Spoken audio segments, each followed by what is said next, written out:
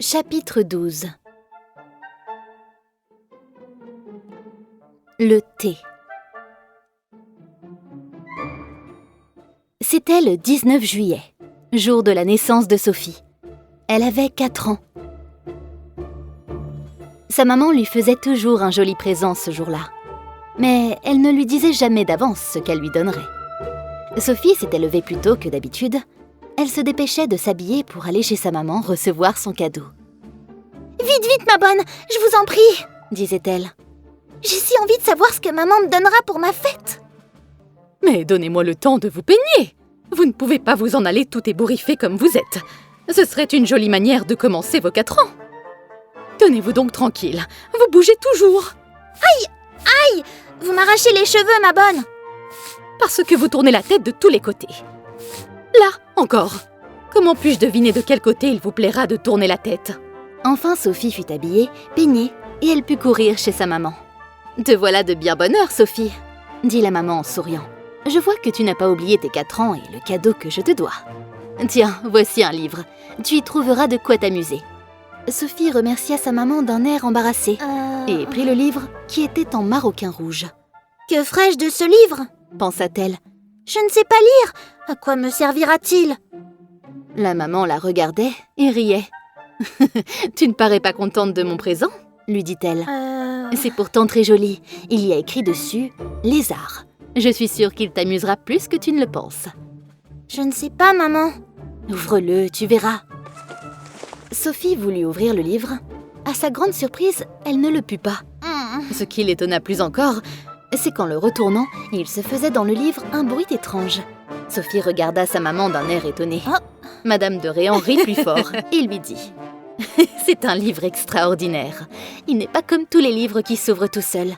Celui-ci ne s'ouvre que lorsque l'on appuie le pouce sur le milieu de la tranche. » La maman appuya un peu le pouce, le dessus s'ouvrit.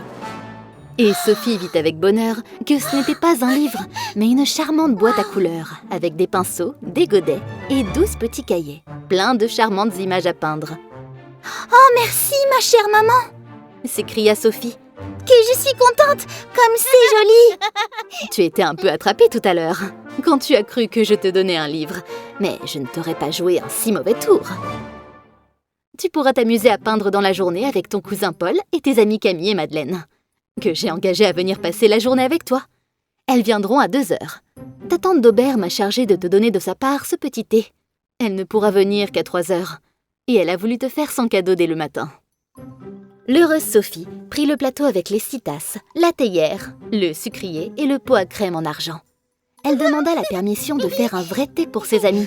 « Non, » lui dit Madame de Réan. « Vous répandriez la crème partout. Vous vous brûleriez avec le thé.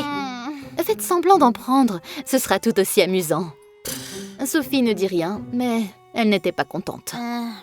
À quoi me sert un ménage ?» se dit-elle. « Si je ne puis rien mettre dedans. Mes amis se moqueront de moi. » se dit-elle. « Il faut que je cherche quelque chose pour remplir tout cela. Je vais demander à ma bonne. » Sophie dit à sa maman qu'elle allait montrer tout cela à sa bonne. Elle emporta sa boîte et son thé et courut dans sa chambre. « Tenez, ma bonne, voyez les jolies choses que m'ont données maman et ma tante d'Aubert. » Le joli ménage. Vous vous amuserez bien avec. Mais je n'aime pas beaucoup ce livre. À quoi vous servira un livre, puisque vous ne savez pas lire ? Bravo! Voilà ma bonne attrapée comme moi. Ce n'est pas un livre, c'est une boîte à couleurs. Et Sophie ouvrit la boîte, que la bonne trouva charmante. Après avoir causé sur ce qu'on ferait dans la journée, Sophie dit qu'elle avait voulu donner du thé à ses amis, mais que sa maman ne l'avait pas permis. Que mettrais-je dans ma théière, dans mon sucrier et dans mon pot à crème? Ne pourriez-vous pas, ma chère petite bonne, m'aider un petit peu et me donner quelque chose que je puisse faire manger à mes amis? Non, ma pauvre petite, répondit la bonne. C'est impossible. Souvenez-vous que votre maman m'a dit qu'elle me renverrait si je vous donnais quelque chose à manger quand elle l'avait défendue. Sophie soupira et resta pensive. Petit à petit, son visage s'éclaircit. Elle avait une idée. Nous allons voir si l'idée était bonne. Sophie joua, puis déjeuna. En revenant de la promenade avec sa maman, elle dit qu'elle allait tout préparer pour l'arrivée de ses amis. Elle mit la boîte à couleurs sur une petite table. Sur une autre table, elle arrangea les 6 tasses et au milieu, elle mit le sucrier, la théière et le pot à crème. À présent, dit-elle. Je vais faire du thé. Elle prit la théière, alla dans le jardin, cueillit quelques feuilles de trèfle qu'elle mit dans la théière. Ensuite, elle alla prendre de l'eau dans l'assiette où on en mettait pour le chien de sa maman. Elle versa cette eau dans la théière. Voilà le thé. Dit-elle d'un air enchanté. À présent, je vais faire la crème. Elle alla prendre un morceau de blanc qui servait pour nettoyer l'argenterie. Elle en racla un peu avec son petit couteau, le versa dans le pot à crème qu'elle remplit de l'eau du chien. Mêla bien avec une petite cuillère et, quand l'eau fut bien blanche, elle replaça le pot sur la table. Il ne lui restait plus que le sucrier à remplir. Elle reprit la craie à argenterie, en cassa de petits morceaux avec son couteau, remplit le sucrier qu'elle posa sur la table et regarda le tout d'un air enchanté. Là, dit-elle en se frottant les mains. voilà un superbe thé. J'espère que j'ai de l'esprit. Je parie que Paul ni aucune de mes amies n'aurait eu une si bonne invention. Sophie attendit ses amies encore une demi-heure, mais elle ne s'ennuya pas. Elle était si contente de son thé qu'elle ne voulait pas s'en éloigner. Elle se promenait autour de la table, le regardant d'un air joyeux, se frottait les mains et répétait « Dieu, que j'ai de l'esprit, que j'ai de l'esprit !»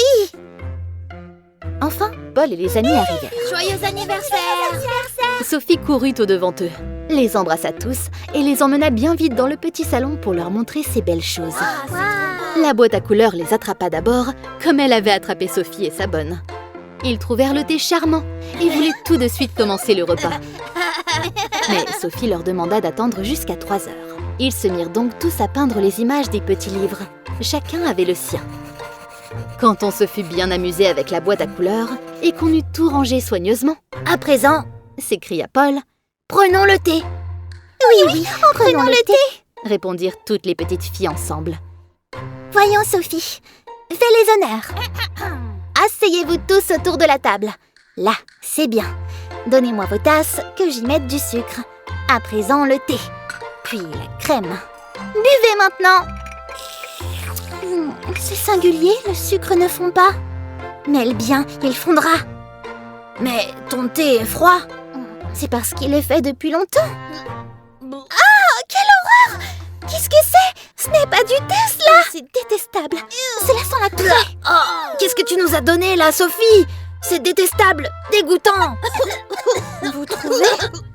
Comment si nous trouvons? Mais c'est affreux de nous jouer un tour pareil. Tu mériterais que nous te fissions avaler ton détestable thé. Vous êtes tous si difficiles que rien ne vous semble bon.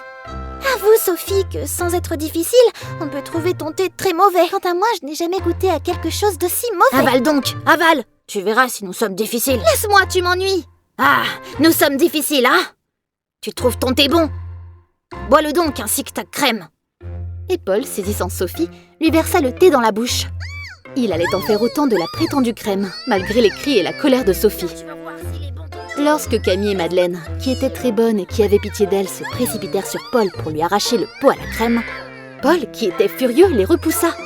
Sophie en profita pour se dégager et pour tomber dessus à coups de poing. Camille et Madeleine tâchèrent alors de retenir Sophie.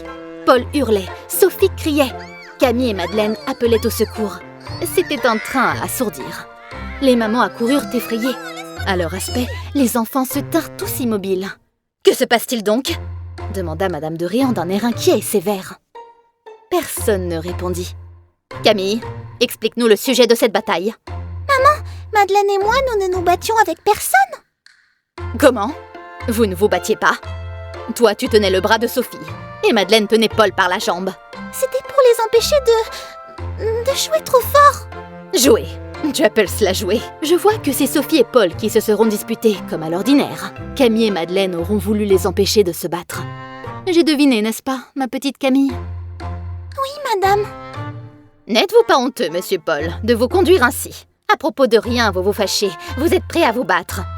Ce n'est pas à propos de rien, maman. Sophie a voulu nous faire boire un thé tellement détestable que nous avons eu mal au cœur en le goûtant.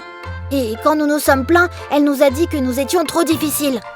Madame de Réan prit le pot à la crème, le sentit, y goûta du bout de la langue, fit une grimace de dégoût et dit à Sophie « Où avez-vous pris cette horreur de prétendue crème, mademoiselle ?» Je l'ai faite, maman.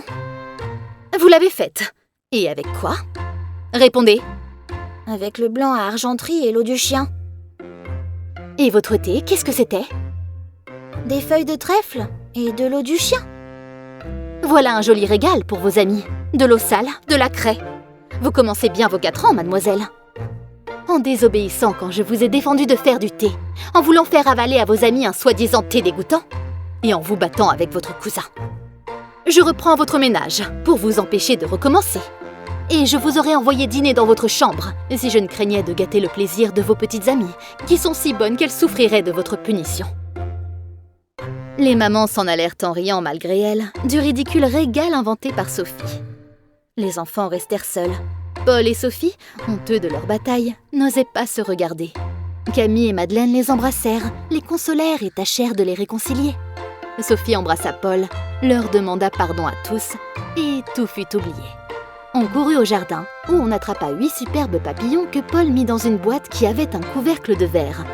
Le reste de l'après-midi se passa à ranger la boîte pour que les papillons fussent bien logés. On leur mit de l'herbe, des fleurs, des gouttes d'eau sucrée, des fraises, des cerises.